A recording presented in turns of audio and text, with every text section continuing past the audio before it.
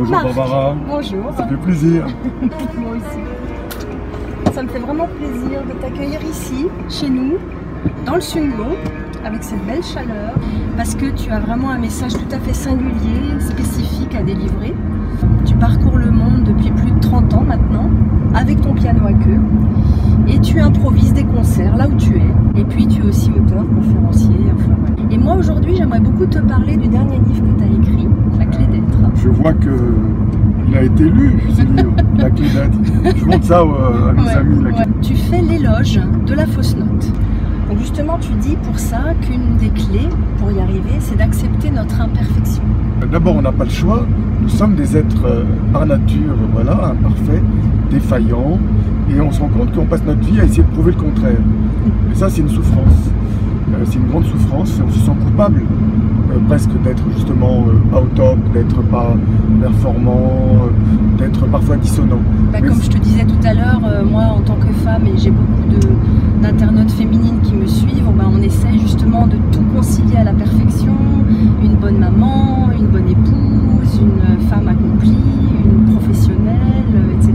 Donc c'est vrai, c'est très souffrant. Alors c'est une exigence qui est noble, effectivement, elle est toute à votre honneur, mais elle se fait dans la souffrance. Il y a un prix qui est celui de la santé finalement, bien souvent, et celui de la joie. On finit par perdre la joie. Donc il faut vraiment intégrer l'idée fondamentalement que nous sommes des êtres faillibles, voilà, que nous sommes des êtres vacillants, avec des peurs. Et moi je reste convaincu qu'on peut avoir du coup une prise sur ces travers, mais une prise positive, voilà, qui n'est plus dans la culpabilité, mais qui va être dans quelque chose qui va être de l'ordre d'un accueil de soi, un accueil en tendresse, qui va nous amener plutôt à nous agrandir, plutôt qu'à nous étriquer. Quel conseil tu donnerais à quelqu'un qui se trouve un peu démuni, qui n'a pas forcément d'outils pour y arriver? Voir vraiment le verre à moitié plein, déjà. C'est-à-dire vraiment... et rentrer dans... Donc changer son regard, oui, hein, changer de regard. Et rentrer dans une attitude, je dirais, malgré tout, de gratitude. De gratitude, oui. Plutôt que de nourrir une sorte d'insatisfaction qui va conduire la personne à quelque part, à la conduire hors d'elle-même et à chercher des choses à l'extérieur, alors que tout est dedans. Tout est dedans. Donc déjà, vraiment, ça, c'est vraiment fondamental. Arrêtez de se plaindre. D'accord. La fausse note, ben oui, arrêtez de se positionner en victime. Les fausses notes de la vie, elles sont inévitables. Je me positionne en victime, tant que je rejette la fausse note, tant que je culpabilise, que je condamne, que je refuse, eh ben j'arrête la musique. C'est ça. C'est ce que nous disent les compositeurs finalement, quelque part. Les compositeurs, ils racontent en musique l'histoire humaine. Ils racontent nos dissonances. Ils racontent nos peurs, nos craintes. Je l'avais jamais vu comme ça. Ils racontent nos désespérances. Et quand effectivement il y a une dissonance qui arrive, une fausse note qui arrive, qui va briser l'harmonie, eh ben, on n'a jamais vu une partition qui s'arrête. Il va amener la fausse note petit à petit vers ce qu'on appelle une résolution harmonique. Il va donner du sens à la partition. Il n'y a pas d'autre aventure, Barbara, dans la musique de la vie, que celle-ci, que celle d'accueillir les fausses notes et de les rendre magnifiques. Tu parles beaucoup justement dans ton livre de l'enseignement et du fait qu'à l'école, on n'apprend pas aux enfants à être, on leur parle d'autres personnes, d'autres situations, des savoirs à acquérir. On leur apprend pas non plus à faire des fautes, puisque les fautes sont sanctionnées. Donc, il n'y a même pas à leur apprendre, ils en font. Seulement quand ils en font, effectivement, comme tu viens de le dire, elles sont sanctionnées. Donc l'enfant rentre chez lui en se sentant coupable, voilà, de s'être trompé.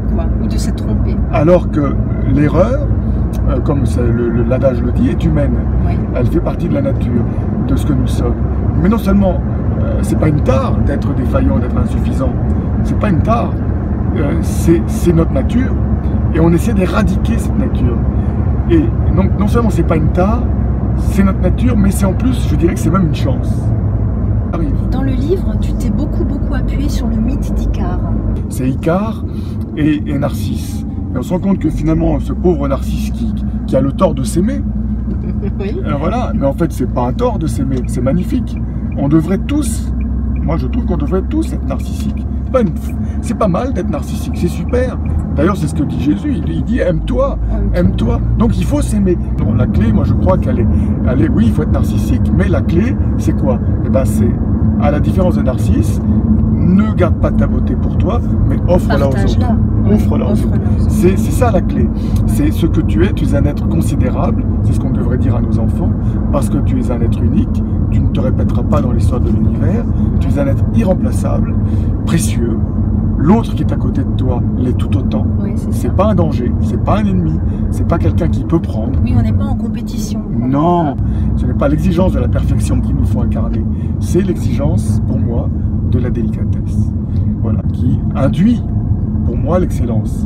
Mais il y avait aussi alors, l'autre pilier, je dirais, de notre culture, c'est Icare. Et tout le monde a envie de voler. Qu'est-ce que ça signifie voler? Ça veut dire s'accomplir. Mais là aussi, la clé, c'est quoi? Quand tu as trouvé tes ailes, magnifiques, mets-les au service des autres. Ouais, et là, on est ce que l'on devient l'être agissant. Et l'être agissant n'a plus besoin de voler. Hein, parce que quand il agit de cette façon-là, c'est le ciel qui vole à travers lui. Il est déjà libre. Oui, voilà. Puis c'est le ciel qui vole à travers lui. Voilà. Il y a quelque chose là de l'ordre du sacré, qui invite l'autre au déploiement. Nous sommes là pour ça. Eh bien, Marc, je te remercie beaucoup pour tous ces éclaircissements. Est-ce que tu aurais quelque chose à rajouter? Je crois qu'en tout cas, l'une des grandes clés, je crois pour moi, c'est la tendresse. Il y a une très belle chanson de Bourvil, on ne peut pas vivre sans tendresse. Non, c'est de Marie Laforêt. Non, c'est pour seigneurs et des princesses. Sans tendresse. Non, mais vivre sans tendresse. Peut-être que Marie Laforêt l'a chanté aussi. On ne le pourrait pas. Non, non, non, non. On ne le pourrait pas.